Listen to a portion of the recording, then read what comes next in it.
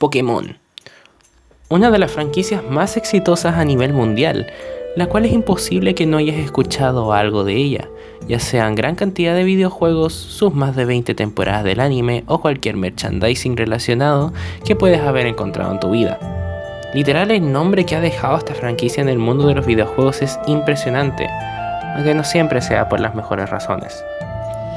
El día de hoy hablaremos de Pokémon Sword y Pokémon Shield, sin duda los juegos más polémicos de la franquicia y que han sido un tópico de discusión desde el año pasado, tanto de gente que lo apoya hasta gente que lo critica. Pero, ¿cómo en definitiva son estos juegos? A continuación iré opinando de punto por punto para poder emitir mi veredicto final y lo que pienso de estos juegos. Sin más dilación, comencemos.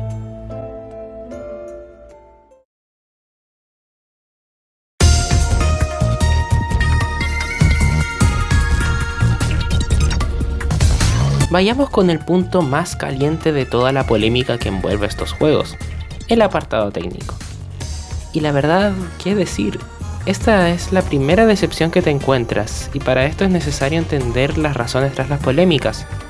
Teniendo en cuenta que Game Freak declaró que en estos juegos tuvieron que quitar a más de la mitad de Pokémon, ojo, quitar más de la mitad de elementos que en generaciones pasadas se mantuvieron para poder dedicarse a la calidad gráfica y técnica del juego, lo cual por muchísimas razones y hasta en el propio directo donde se presentó el juego terminó siendo una mentira. Desde modelos descaradamente reutilizados hasta animaciones simplonas que terminan dándole un aspecto muy de consolas antiguas, considerando que hasta juegos de hace más de 13 años de la misma franquicia tienen un mejor trabajo en esto.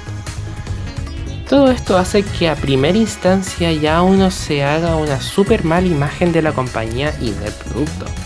Tampoco me quiero centrar tanto en la polémica, y hay muchos canales que han abordado el tema y no quiero dedicarle todo el punto a esto. Sin embargo, creo que es importante mencionarlo. Dejar afuera la crítica de la gente se me hace algo que solo gente con poco criterio haría. Así que creo que es importante recalcar que Game Freak mintió en muchas cosas para que su lanzamiento no decayera. Ya hablando más en términos generales, pues el empeño puesto en este es bastante blando y plano, además de muy inconsistente. Tenemos áreas que en general se ven decente, juegan bien con la iluminación y colores de algunas zonas. Y aunque estas zonas sean muy escasas y estás ahí por muy poquito tiempo de juego, las hay.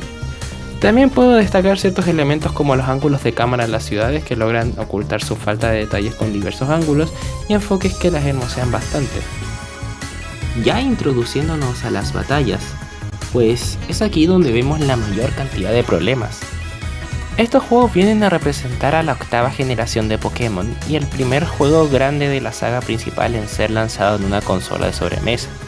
La posibilidad de hacer algo a la altura y nuevo podrían haber sido enormes.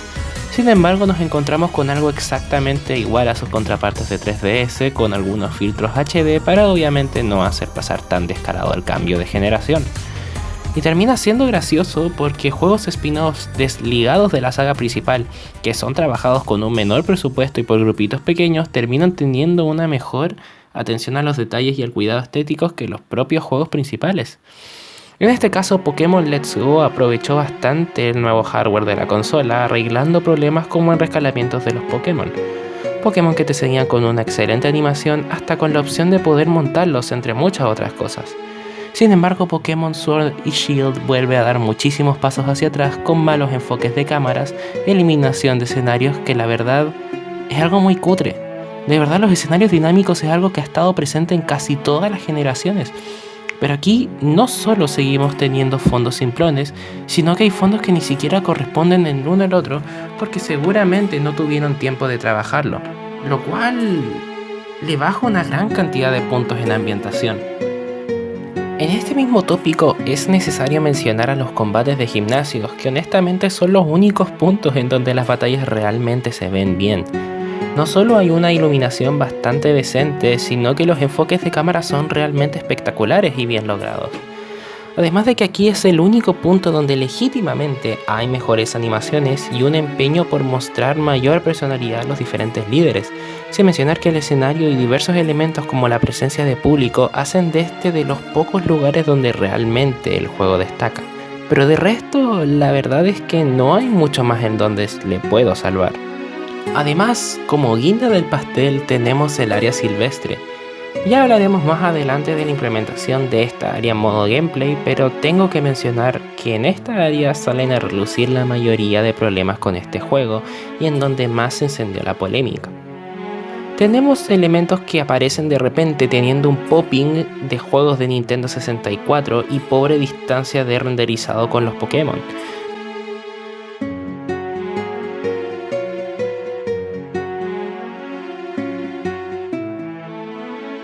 Texturas muy cutres y pobremente cargadas. Personajes levitando sobre el suelo cuando caminan, fallas gráficas que da la impresión de que el juego fue muy rusheado, sin mencionar los cambios climáticos que ensucian mucho la ambientación de la zona, cambiando súbitamente cuando avanzas entre áreas, afectando seriamente, como dije, el ecosistema del mismo área.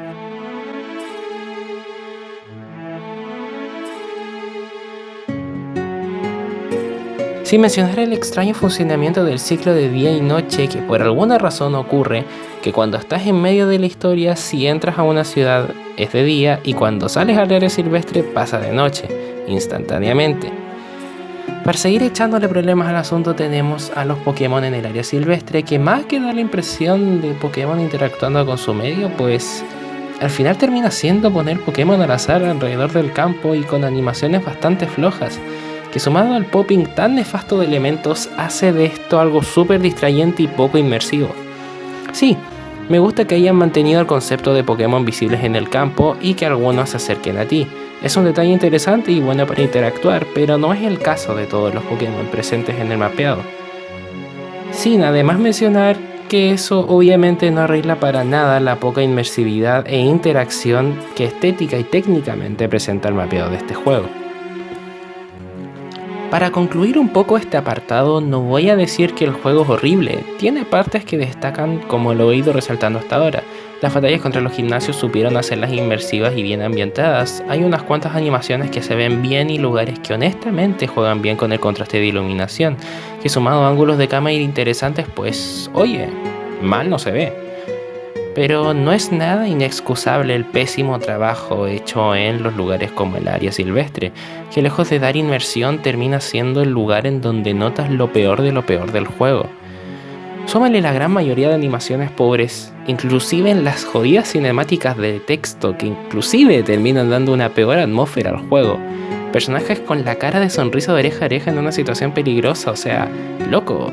Juegos que no utilizan tanto presupuesto como Tales of Vesperia hacen un mucho mejor trabajo con las animaciones, haciendo incluso hasta visible la interacción entre personajes. Sí, sé que la 3DS tenía esta misma clase de problemas, pero eso exactamente es la 3DS, y que inclusive aún así tuvo avances técnicos más notables que estas entregas. En fin.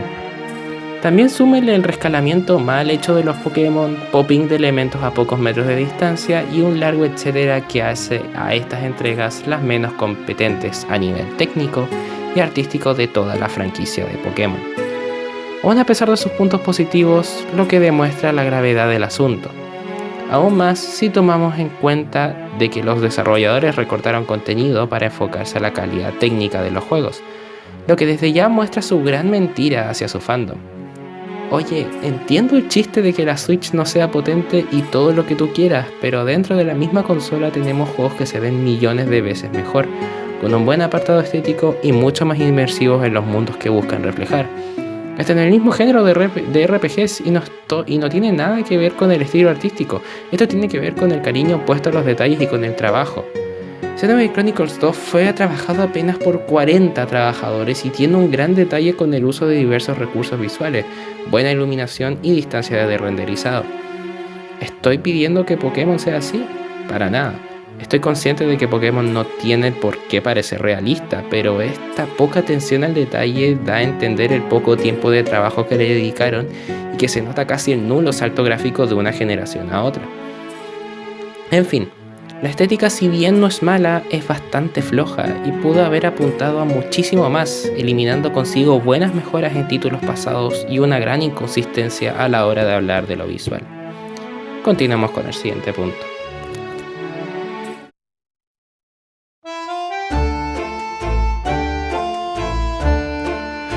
Constantemente es debatido en el fandom de Pokémon si la historia debe ser un punto importante o siquiera considerarse, teniendo como base que Pokémon es una forma de representar el género clásico de RPG pero para un público más infantil y que cualquiera pueda acceder. Si bien entiendo esta clase de comentarios, lamento decirle que la historia siempre va a ser algo importante a juzgar independientemente si es simple o muy compleja. Siempre es importante que haya una premisa que permita excusar al juego que vayamos a jugar. Díganme, ¿para qué Mario en el primer Super Mario Bros. Tendría que embarcarse en toda una odisea sin un motivo? ¿Por qué Samus recorrería el planeta SR388 si nunca se le hubiera encargado una misión? Espero que con eso el punto se me haya entendido y con esos ejemplos tan burdos que vi hace un rato. Hay que considerar que es muy común estar constantemente jugando con la narrativa, así que algo que parece que no tiene trama perfectamente puede tener. Solo espera que nosotros juguemos para descubrirla y desentrañarla. En fin, después de esa larga introducción, vayamos al grano con la historia. Pues la verdad siento que es un poco innecesario dar una premisa, ya todos saben de qué va Pokémon. Iniciamos en un pueblito y pasamos por diferentes retos hasta convertirnos en campeón. Esto ha sido un estándar en casi todas las generaciones sin excepción. Sin embargo, sus componentes, tanto como el ritmo, los personajes, el conflicto y demás cosas son lo que terminan definiendo de una entrega y de otra. La verdad que fácilmente podría decir que muchos componentes acá fallan. Vayamos por partes. El conflicto y la trama en general, que no podían hacerlo más plagio barato y mal hecho de la séptima generación. De hecho, juegan con el mismo tipo de plot twist y conflictos entre personajes, pero simplemente no se llega a sentir del todo bien debido a que hay muchas partes en las que la historia se siente súper rusheada y no permite muchas situaciones en que puedas notar un mejor desarrollo de las cosas. De hecho, esto va muy de la mano con el ritmo del juego, que es demasiado rápido, lo cual muchos fanáticos del competitivo agradecieron enormemente, lo que me parece raro porque es como si no quisieran una aventura más interesante e inmersiva. Pero bueno, volviendo al punto, tardas poquísimo en llegar a tu primera ciudad, recibiendo la mecánica del juego, el Dynamax, por arte del destino, porque literalmente cae afuera de la casa de la profesora de esta región. Sin explicación aparente, recibes una pulsera del Dynamax y al rato ya estás en la primera ciudad. Sí, también te agradezco que por primera vez en 20 años se saltase en el tutorial de captura, pero no es algo tan sorprendente. Con suerte te habrás ahorrado unos 5 minutos o menos de tu vida y listo, sigues normalmente. Hay literal análisis que tratan esto como la segunda venida de Jesucristo cuando no, es algo básico que debería estar. Incluso otros RPG siguen teniendo tutoriales de exactamente lo mismo y su correspondiente fanaticada nunca se ha quejado. ¿Por qué será? En fin, yéndome a una parte más importante con el problema del ritmo, es que ya por la altura del tercer gimnasio es que el juego te lleva súper directamente a todos los gimnasios sin conflictos de por medio que te obstaculicen en el camino. De hecho, en este juego el desafío de los gimnasios es tan importante que incluso el conflicto de la trama se toma súper a la secundaria, lo cual no es algo completamente nuevo teniendo en cuenta que la primera generación funcionaba de manera similar, pero para estándares actuales esto es demasiado simplón y una oportunidad completamente desperdiciada, porque no te dan muchas chances de conocer parte de la cultura de la región o sus personajes y sus conflictos. De hecho, gran parte del juego te sacan en medio y te dice que prosigas con tu desafío de los gimnasios, mientras otros personajes viven algo más interesante que tú. Sobre todo el campeón, que constantemente te dice que él se encargará de los problemas que ocurrirán en la región, mientras que tú continúas sin preocuparte de los gimnasios. Lo cual sí sirve para darle presencia al campeón y lo hace un personaje bastante más querible, pero tú eres el protagonista y sacar de la ecuación al jugador de eventos importantes hace que no tengas que pasar casi dificultades en el camino y que por ende tener una historia súper rusheada. Que, ojo, no tiene mucho que ver con que te lleven de la mano o con la duración. Tiene que ver con que el conflicto pasa a ser casi un estorbo del objetivo principal, que algo que complemente. Porque sí, todas las generaciones tienen como principal prioridad el recorrido y la aventura para ser campeón. Pero los distintos conflictos con los diversos personajes y situaciones que se generan a través del diálogo o batallas son un complemento a este objetivo principal. De hecho, esto es algo que lo notas a simple vista cuando el clímax del conflicto no ocurre antes de la liga para poder centrar la atención del jugador en eso, sino que el clímax ocurre antes del enfrentamiento contra el campeón, o sea, justo antes de completar tu objetivo principal, lo cual hace evidente que el conflicto contra el villano del juego termina siendo una interrupción antes de que efectivamente el jugador cumpla el objetivo principal del juego, y es un corte de momentum súper feo, lo que evidencia el tremendo problema de ritmo y aplicación de conflicto que tiene este juego. Ya analizando el conflicto en más detalle, pues como dije al inicio, reciclan demasiados elementos de la séptima, pero ejecutados de peor manera y con muchas cosas desaprovechadas. Primero tenemos el equipo villano, el que ha sido un clásico para presentar un conflicto en Pokémon, y que en esta ocasión es súper irrelevante. Nuevamente tratan de seguir el concepto de dos equipos villanos y que el que parecía bueno es malo para hacer plot twist como la séptima, pero simplemente no funciona porque el Team Yell, el equipo que se nos presenta al inicio, es completamente irrelevante. No tiene un propósito más interesante que interrumpirte, no tienen diálogos interesantes o mínimo cómicos, y su única interacción es apoyar a la niña que medio fandom sexualiza. Y poco más. A ver, puedo entender que Marnie representa la última esperanza de este pueblo, pero se nos dan tan pocos detalles sobre el mismo que es imposible llegar a sentirles empatía. Sobre todo considerando la ausencia de diálogos relevantes, por, nuevamente, descartar a los jugadores de todo conflicto secundario para que se enfoque exclusivamente en los gimnasios. Ya con el otro equipo villano, el que se nos presenta tras el plot twist de que el presidente Rose es el verdadero villano de este juego, pues es el que nos regala los momentos más ridículos y anticlimáticos de todo el juego, y me atrevería a decir que de toda la saga. Y para eso tenemos que hablar un poco del personaje de Rose, que en sí no se me hace malo, pero sus motivantes son tan pero tan estúpidas que de verdad ni logras empatizar con él de ninguna manera. Y ojo, no estoy diciendo que tienen que poner de a fuerzas un villano súper complejo. Getchis en la quinta generación literal era un villano simple con propósito de conquistar el mundo, muy cliché. Pero su plan, los medios con los que buscaba conseguirlo y su imponencia lo hacían un villano excelente. Rose pues quiere ayudar a la región Galar de una posible falla energética para 1000 años más tarde, y encima con qué mejor idea que hacerlo con el evento que casi destruye a la región en el pasado, la Negra Noche. O sea, para ser el presidente de casi toda una región, pues menudo plan más raro. En fin, prosiguiendo con el juego, hay una parte en que literal no puedes tomarte el juego en serio. Y eso es casi en el momento clímax del juego, cuando nuestros protagonistas se dan cuenta que el campeón Leon está tardando en llegar para comer sushi en conjunto, lo que empieza a generar tensión entre ellos hasta que deciden salir a buscarlo. Una vez afuera se encuentran con la asistente de Rose, que obviamente como buena asistente nos dice que está en una plática muy importante con Leon por la cara y que nunca podrán entrar a la torre, dándonos a entender que lo tienen cerrado ahí, pero que uno de los guardias tiene la llave del ascensor para poder acceder a la cima de la torre, mostrándotelo en el proceso e indicándote a jugar a las escondidas con él para que te dé la D. En todo ese proceso el equipo Yell ofrece tu ayuda, buscando al guardia, dándote ánimos y causando un alboroto en una estación para que puedas acceder a la torre. Vamos, que causaron tremendo lío a favor de la misión de rescatar a Leon. En fin, nuestros protagonistas entran a un ascensor para desencadenar pelea tras pelea con los empleados de Rose, y tras batallar con la asistente en su momento de desquicio mental, llegas con Rose y Leon, que tras una escena hecha de puros PNG consecutivos, Leon nos dice que no hay nada de qué preocuparse, que solo estaban charlando amistosamente y que enseguida irían a comer, haciendo todo ese momento algo completamente inútil y anticlimático, cortando de una el clímax. Y bueno, ya saben lo que pasa después en la liga cuando nos interrumpen el momento de mayor importancia para relatarnos su plan.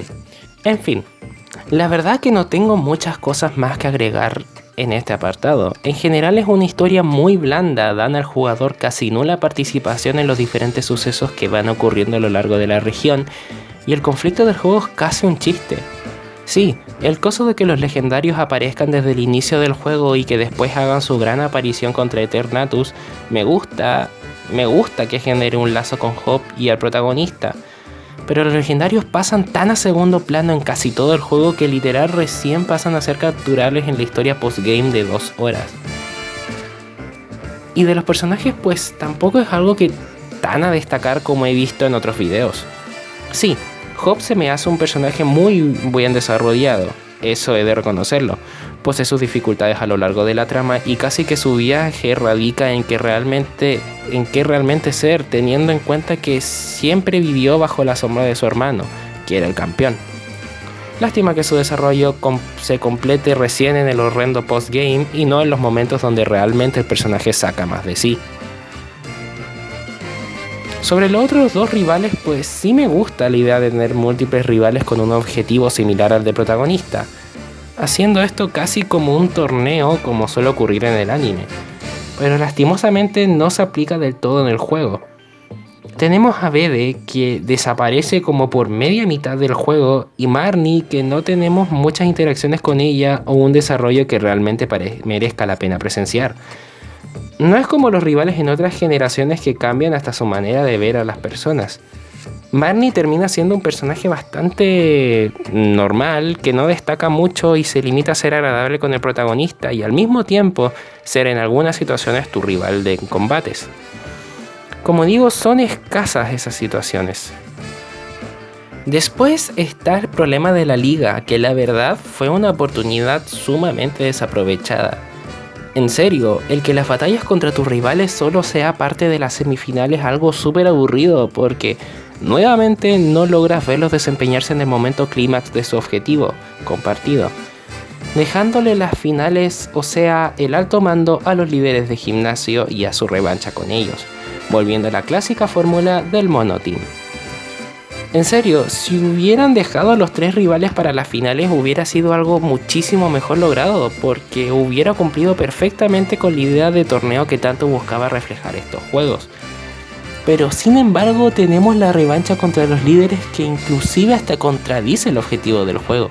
O sea, ¿para qué era necesario hacer todo el recorrido de ir gimnasio por gimnasio si de todas formas podíamos convertirnos en líderes de gimnasio y saltarnos todo el evento para ir a enfrentar al campeón de una? Y no, la edad no es un límite.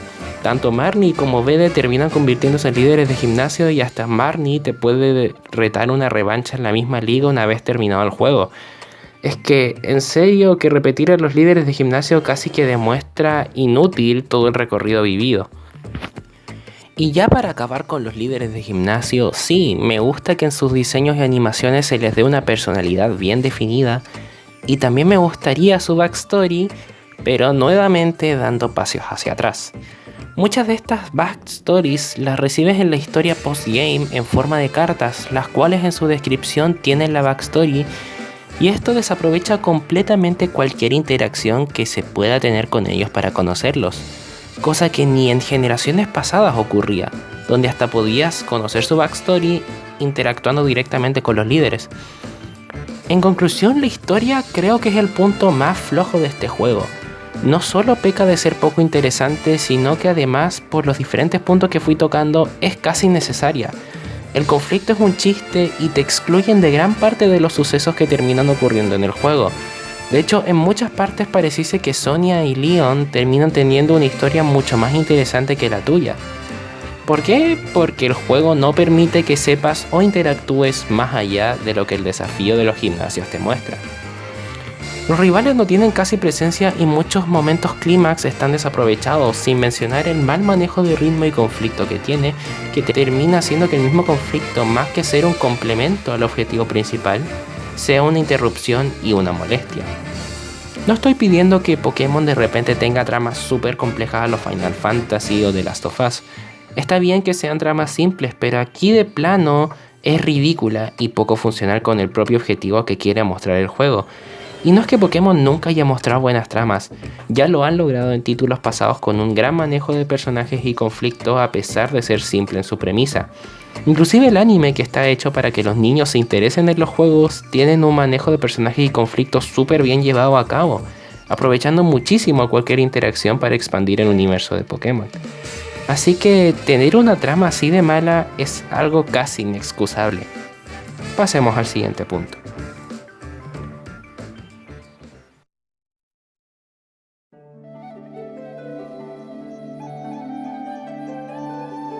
El gameplay es sin duda uno de los apartados más discutidos en el fandom de Pokémon, desde gente que busca cambios hasta gente que prefiere dejarlo tal y como está. Siendo la verdad que Pokémon en toda su historia siempre se ha mantenido igual para ser fieles al objetivo que tienen todos los juegos. Un juego en RPG por turnos en donde capturar Pokémon y entrenarlos se vuelve la mecánica base de cada uno de los juegos. Ahora bien, el diseño de mapeado, la región y los distintos desafíos que se te plantean son lo que terminan dando la diferencia entre un juego u otro. Ahora bien, ¿cómo se habrá desempeñado esta región? Lo primero que hay que hablar es el diseño del mapeado y de la región, y honestamente esta es de lejos la región más simplona en estructura.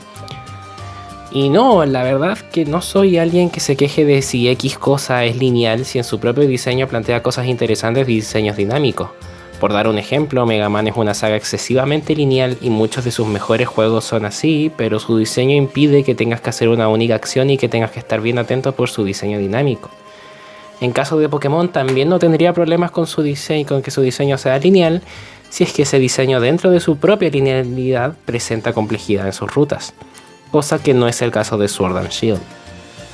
Las rutas de este juego no solo son lineales, sino que carecen de complejidad y algo que realmente te haga sentir inmersivo.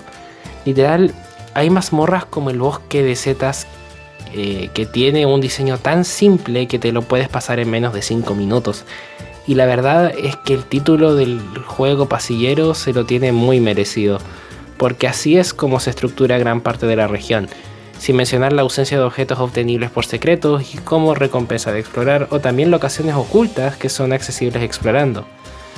De las ciudades pues tampoco es que me pueda quejar mucho. Sí, es una lástima que no tengamos ciudades tan explorables como Ciudad Luminaria en la sexta, pero aún así no es algo que esté tan horriblemente mal, mínimo se ven bastante bien. Claro, si es que todo el juego fuera así, cosa que lastimosamente no es. Por dar los dos ejemplos, tenemos a Valollea y Spikemuth, ciudades excesivamente simples. Una con suerte contiene 2 casas y un camino directo al gimnasio que juega muy en contra con que son eventos populares y de bastante gente. Y Spikemuth, que es un jodido pasillo hacia la derecha y con absolutamente nada con lo que interactuar, lo cual demuestra lo pasillero y flojo que llega a ser este juego. Si hablamos de mapeado, es casi obvio que tenemos que mencionar el área silvestre, el que prometía ser el primer mundo de la saga, y que, como ya se imaginarán, no terminó siendo lo que prometió. Primero que nada, su extensión no es tan grande como originalmente se prometía, que era aproximadamente equivalente a 3 áreas de Zelda Breath of the Wild, lo cual desde el vamos no es tan cierto. El mapa con suerte contiene 2 áreas y no te toma tanto tiempo explorarla debido a que, como dije, no son muy extensas. Bueno, entonces si no es muy extensa, deberá ser bastante interactiva y variada, ¿no? Y mi estimado amigo, tampoco. El área silvestre no solo es un área no tan extensa, sino que es un área muy plana que sirve más de obstáculo que como un verdadero motivante a la exploración. Sí, algunos podrán decir que pasaron 200 horas acá antes de seguir la historia y la verdad que alta pérdida de tiempo, no porque les diga qué tienen que hacer con su tiempo, sino porque literal esta área no tiene nada interesante que descubrir. No hay locaciones secretas, objetos coleccionables o algo que le dé un uso provechoso a esta, siendo únicamente hecha para capturar Pokémon y completar la Pokédex. Lo cual no es algo que minorizo, pero enfocarle todo esto a un área que debería estar hecha para ser inmersiva y motivar a la exploración no es algo que sea muy ventajoso. Porque esto literal solo demuestra que el área silvestre no es muy diferente a cómo funciona una zona safari. De hecho, me atrevería a decir incluso que en las primeras instancias de la zona safari había una mayor motivante hacia el jugador para que explorara la zona, teniendo objetos ocultos y máquinas ocultas esparcidos por el mapeado. En Pokémon Sword and Shield no solo hay una gran ausencia de este tipo de cosas, sino que, como dije, no hay motivantes para explorar. Sin mencionar además la poca interactividad con los Pokémon del área. Sí, te persiguen si estás mucho rato sin hacerle nada, pero aparte de que esto no sucede con todos los Pokémon del área, pues es todo el interesante que van a llegar a hacer con el entorno. De resto tenemos a Pokémon simplemente caminando o Pokémon agrupados en la hierba alta, que en serio esta es la peor parte. Que hayan Pokémon que solo se encuentran ahí caminando sin hacer nada es algo súper flojo de ver. Y no, el argumento de que son muchos Pokémon no valida absolutamente nada, ya que no fue precisamente ese el motivo para recortar más de la mitad de Pokémon. Sumado a eso tenemos el problema de los biomas, que si bien ya dije que los cambios climáticos no hacen sentido, ahora quiero mencionar que el área es excesivamente monótona y sin muchas variaciones, predominando sobre todo en los pastos verdes aun cuando visualmente estás viendo granizo caer. Además, que el área desierto se encuentra literalmente rodeado de hierba y campos verdes, cosa que no tiene absolutamente sentido. Además de que los Pokémon capturables varíen según el área hace de esta aún menos provechosa.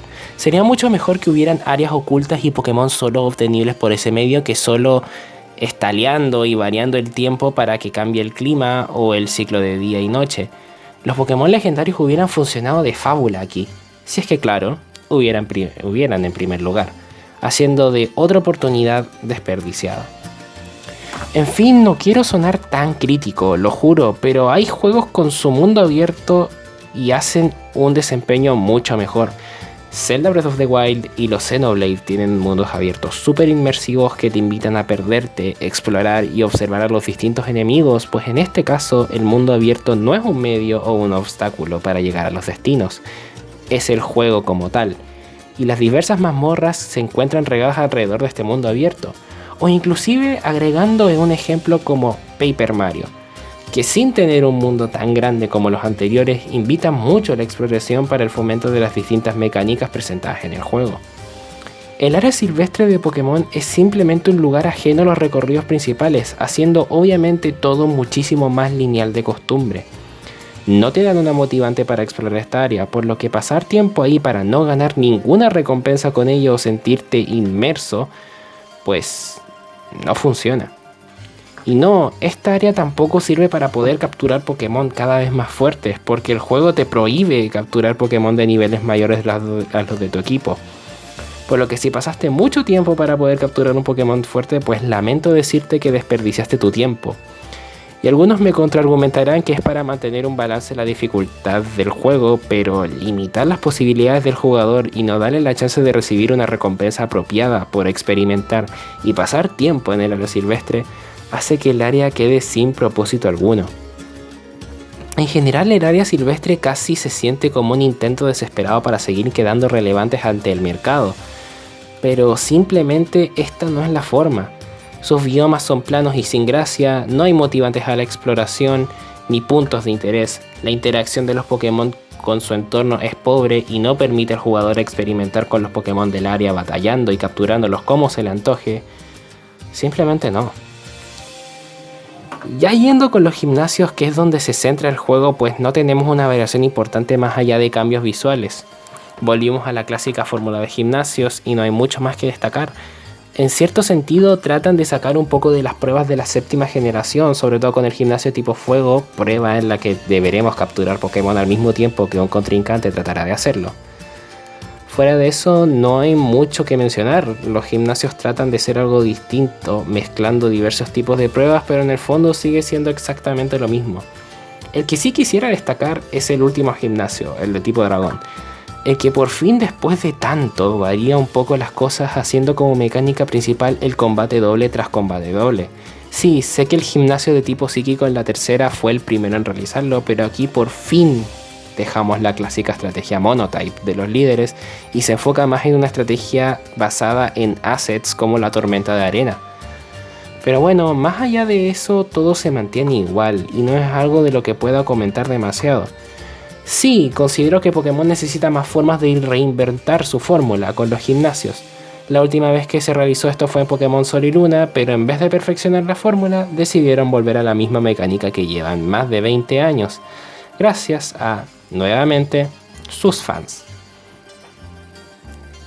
Otra cosa de la que me gustaría comentar es la dificultad, algo que se discute constantemente en la comunidad y la verdad es que la dificultad de estos juegos, aparte de ser extremadamente fácil y muy artificial, en estos juegos es muy fácil que tengas una gran cantidad de niveles superior a los diversos entrenadores. Inclusive contra los líderes de gimnasio, quienes deberían representar una boss fight, suelen estar por 3 niveles por encima de los mismos y de hecho por lo general llevas esa diferencia de nivel de 3 niveles por encima de todo, por casi todo el juego, hasta incluso con el alto mando. O sea, es que llega a ser un chiste lo fácil que te lo ponen.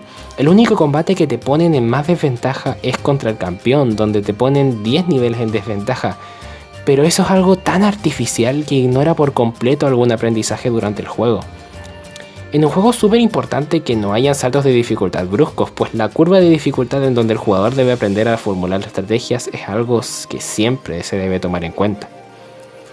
Aparte de eso, tenemos las ayudas constantes que te da el juego cada cierto periodo de tiempo. Te dan de 3 a 4 máximos revivires, terminando fácilmente con más de 13 al momento de la liga, lo cual sigue dejando en evidencia el gran problema que hay con la dificultad de este juego. Es que incluso es chistoso, porque literalmente estos juegos te recompensan por no prepararte en comprar diversos objetos curativos contra las batallas. Porque literalmente te curan después de cada enfrentamiento de la liga, siendo hasta el momento el único juego de Pokémon que te cura entre combates importantes. Todo esto se suma con la falta de mazmorras interesantes con constantes entrenadores, hace que estos juegos sean una experiencia demasiado llevadera. Y obvio, no olvidar la obligatoriedad de repartir experiencia. Y no, el argumento de que Pokémon siempre ha sido así tampoco me sirve. Hay generaciones que manejan una buena curva de dificultad sin necesidad de ser extremadamente juegos difíciles. La quinta generación, aún usando el sistema de gimnasios Monotype, sabe crear gimnasios en los que predice perfectamente qué clases de equipo vas a llevar. Siendo el ejemplo más claro el gimnasio de tipo eléctrico y el primer gimnasio.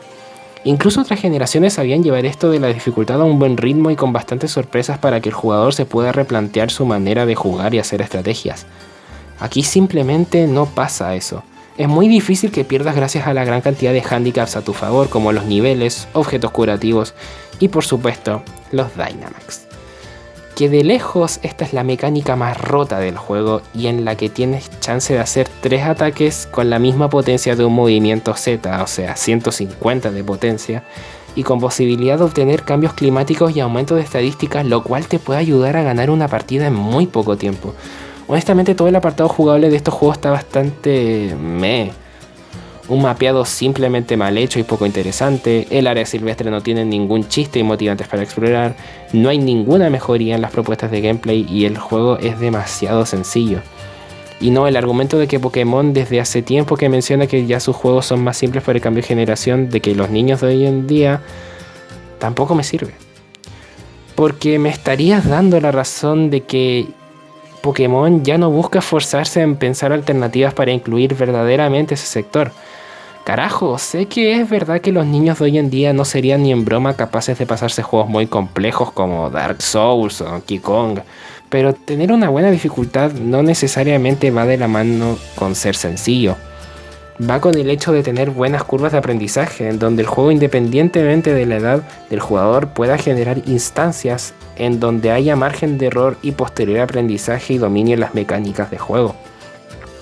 Muchas sagas de Nintendo han comprendido este tipo de problemáticas y Pokémon en títulos pasados también lo lograba, pero simplemente no es el caso de estos juegos. Sigamos con el siguiente punto.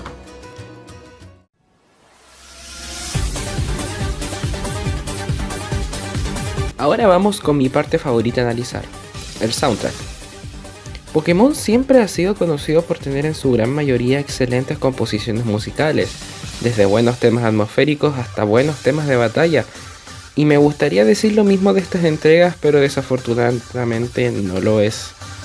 A ver, antes de nada no me tomen a mal, el soundtrack malo no es. De hecho, en general está bien, funciona y tiene unas cuantas canciones que me terminaron gustando realmente y que se puede considerar memorables, como el tema contra los líderes de gimnasio. Que carajo, ese tema sí que está bien compuesto. No solo ambienta la tensión de la atmósfera a la perfección, sino que va cambiando constantemente conforme vamos avanzando. Vamos debilitando un Pokémon contrincante o nos debilitando un Pokémon a nosotros. Lástima que los gimnasios sean tan fáciles para no poder sentir a primera mano esa tensión, pero hey, este tema al menos está bastante bien. También temas como el de Marnie pues le dan el toque rockero que corresponde al Team Yell y su tonada es bastante memorable. O también el tema de Stow on Side que le da un toque rústico y con esencia muy similar a los temas de la saga Mundo Misterioso. Y así podría seguir con temas que también me gustaron, pero la verdad es que este apartado está demasiado bien apreciado. más de lo que debería. He visto y leído muchos análisis y reviews en donde dicen que el soundtrack es impecable y lo mejor de la franquicia, y la verdad esto es súper exagerado y alejado de la realidad. De hecho hay temas que están pobremente producidos, como el tema de la Ruta 10, que en cierta forma se siente hasta incompleto al generar en el jugador la sensación de que el tema nunca llega.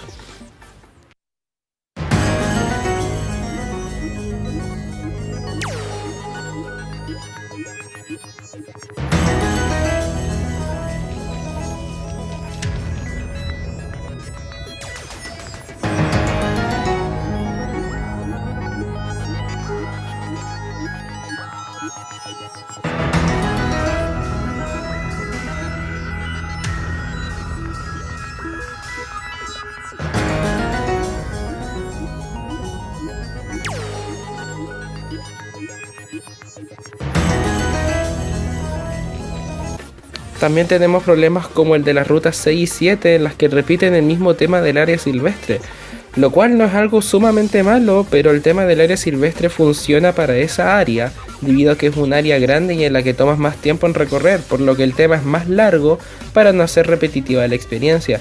No va a funcionar en rutas debido a la linealidad de estas y el constante contacto entre entrenadores que cortan el tema. Sumado a esto tenemos temas en los que deciden agregar efectos sonoros o SFX de aullidos de los legendarios, que es un detalle bonito pero mancha muchísimo la composición de las canciones. El tema de Slumbering Wild en un inicio es bastante interesante, pero los aullidos manchan toda la sensación interesante y misteriosa que tiene. Aparte, el juego incluso tiene temas que están mal loopeados, como el tema de los legendarios, en donde el loop llega hasta ser una canción cutre. El loop debería ser una forma de conservar la canción y el ritmo casi intacto, no esto, que es un loop super cutre.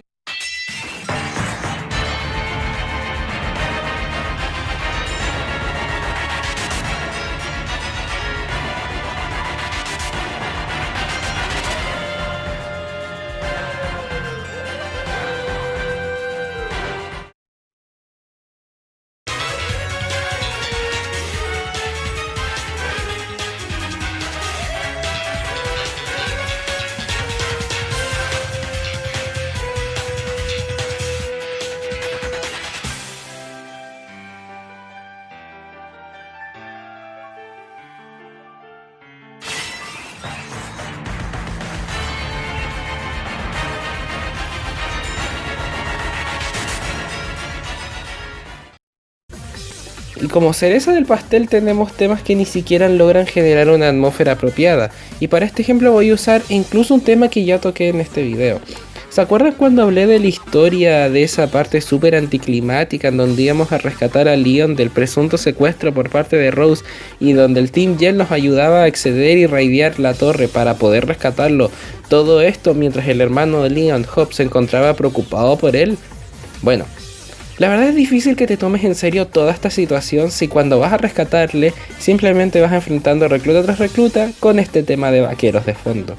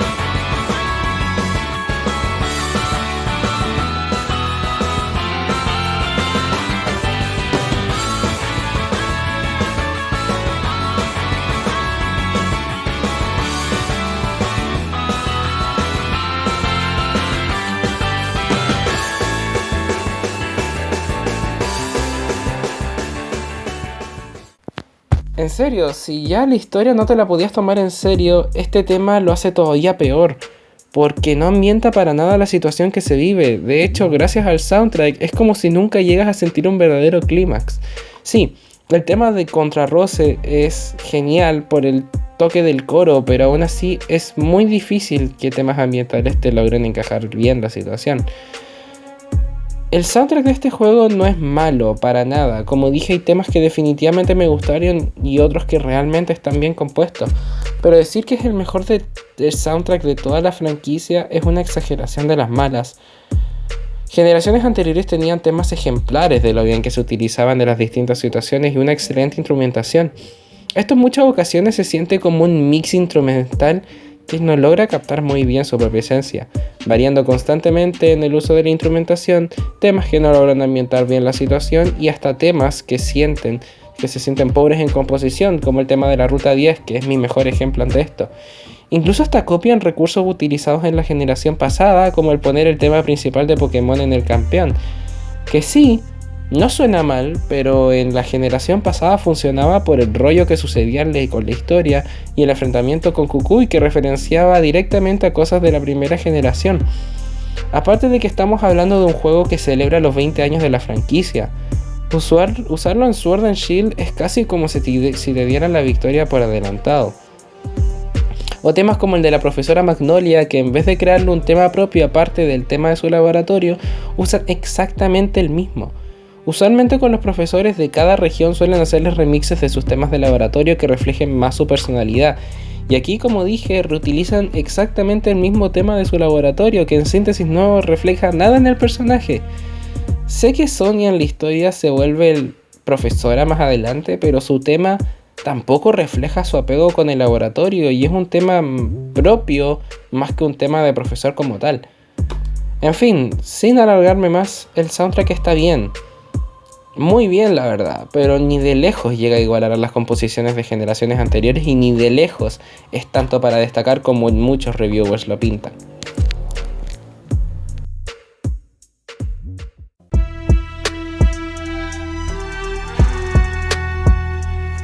Ahora toca hablar del contenido y duración de los juegos.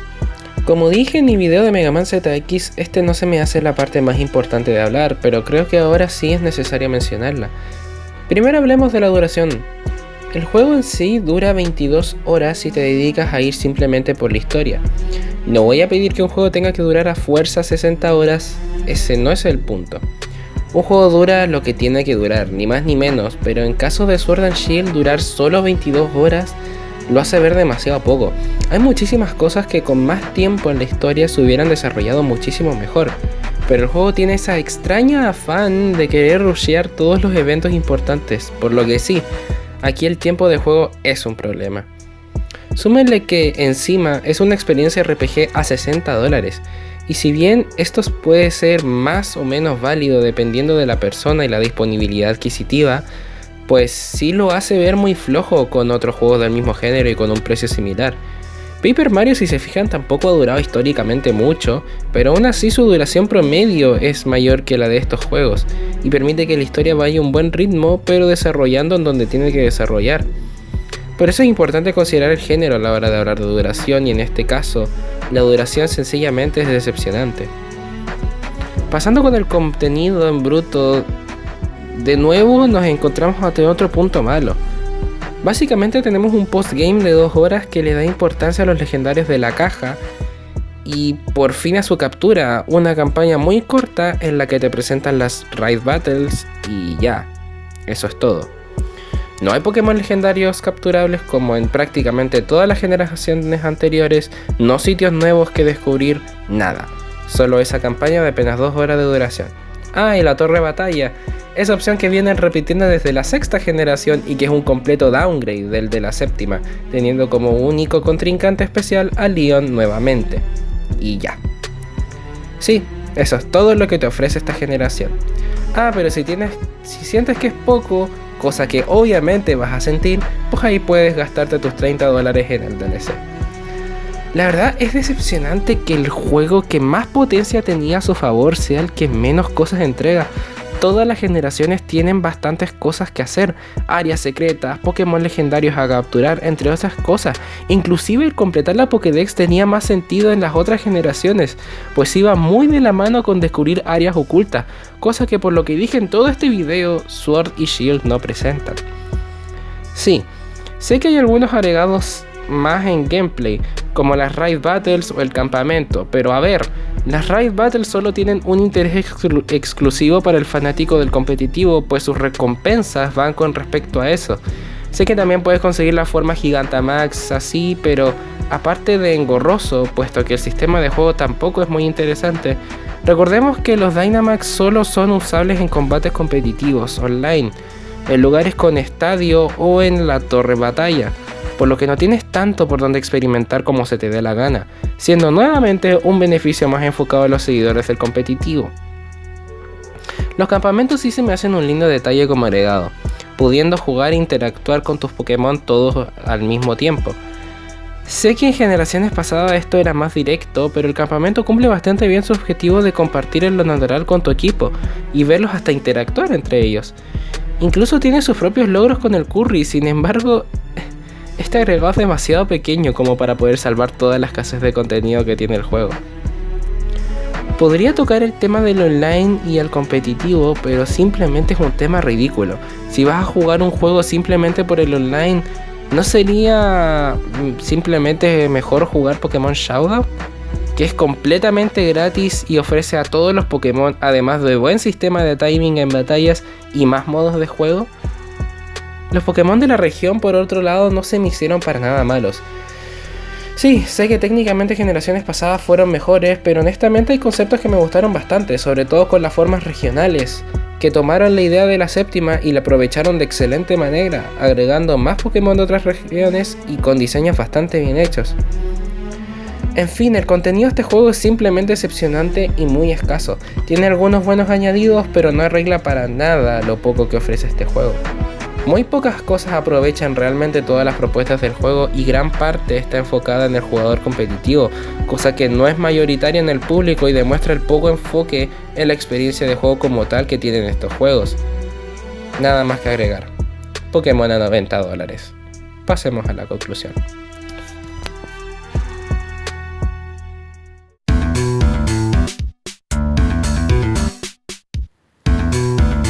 En conclusión, la verdad juro que no quería ser tan duro con el juego y lamento si esa ha sido la imagen que he reflejado con este video, pero honestamente conforme más pensaba en el guión, más me iba dando cuenta de cosas que estos juegos hacían mal.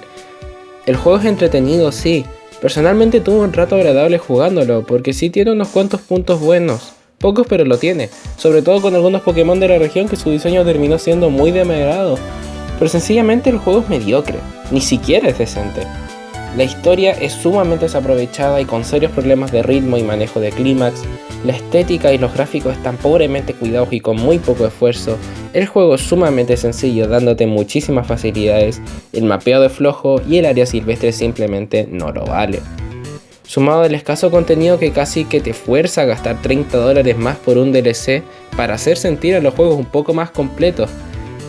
Es que simplemente este es uno de los mejores ejemplos de mala relación precio-calidad. Simplemente este juego no lo vale y es necesario que los fans de Pokémon se den cuenta de esto. Porque no, esto no es algo de la franquicia. Pokémon entregaba productos de buenos aún a pesar de no ser del super estándar de RPGs de alto calibre. Entonces, ¿por qué no pedir juegos con un buen trabajo por detrás y competente con las nuevas consolas? Y sé que no estoy pidiendo nada imposible porque Game Freak ya lo ha hecho en el pasado y estoy seguro que puede volver a hacerlo, pero excusar estos juegos no va a ser la forma de lograr llevar ese mensaje. Así que sí, respondiendo a la pregunta del video, este es de lejos el peor Pokémon de la franquicia, y un juego que hasta cuesta considerarlo decente, un juego donde su lema principal es la falta de atención al detalles, al cariño, incluso el cariño hasta su fanaticada, mintiendo en el proceso para no decaer en el lanzamiento. En fin, esto es todo. Lamento si realmente quedó muy largo el video, pero habían cosas de las que era necesario hablar. Un agradecimiento especial a mi amigo Red Speed Taste por la portada del video, que le quedó súper buena, y también a Distant Kingdom y Mighty Rengar por concederme permiso en usar sus metrajes para este video. Un saludo, recuerden, ser fan de Pokémon no va con consumir todos los productos, está con reconocer su esencia y saber cuándo te pisan en la cara o no. Siempre hay que ver las cosas de manera crítica independientemente si creciste con la marca. Yo crecí con Pokémon y desde chico me gusta. y muchos de sus juegos terminaron marcándome bastante, pero esto simplemente es inexcusable. Hay que saber reconocerlo. Un saludo, cuídense mucho y hasta la próxima.